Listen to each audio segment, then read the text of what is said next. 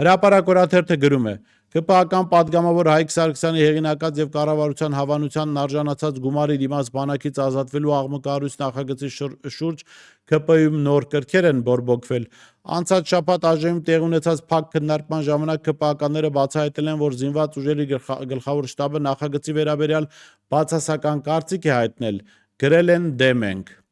Փակ նիստին ներկա ԳՇ պետ Էդուարդ Ասրյանն անձամբ է տեղեկացրել այդ մասին, չթաքցնելով տարակուսանքը, թե ինչու է իրենց եզրակացությունից հետո Պաշտպանության նախարար Սուրեն Պապիկյանը նախագիծը ներկայացրել կառավարության նիստում եւ ամեն ինչ արել, որ դրական եզրակացություն ստանա։ Պապիկյանն անդրադարձել է, թե զորակոչի պակաս եւ այն լրացնելու խնդիր ունեն, պետք է քայլեր ձեռնարկեն, սակայն նրա պատասխանն էլ ավելի է խճճել իրավիճակը։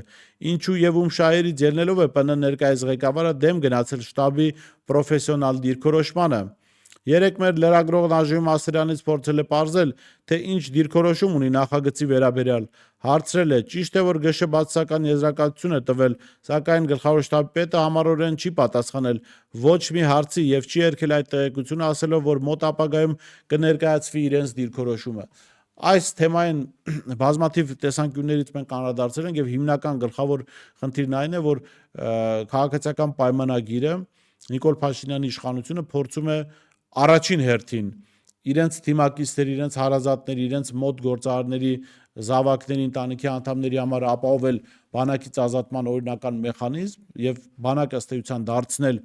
աղքատների բանակ, մյուս կողմից սա բանակը կազմաքանդելու ամենաարդյունավետ միջոցն է, որովհետեւ բանակը դադարելու է, հայրենիքի պաշտպանությունը դադարելու է լինել բոլորի պարտավորությունը եւ այն դրվելու է զուտ սոցիալական վատ պայմաններում գտնվող քաղաքացիների ուսերին, ինչը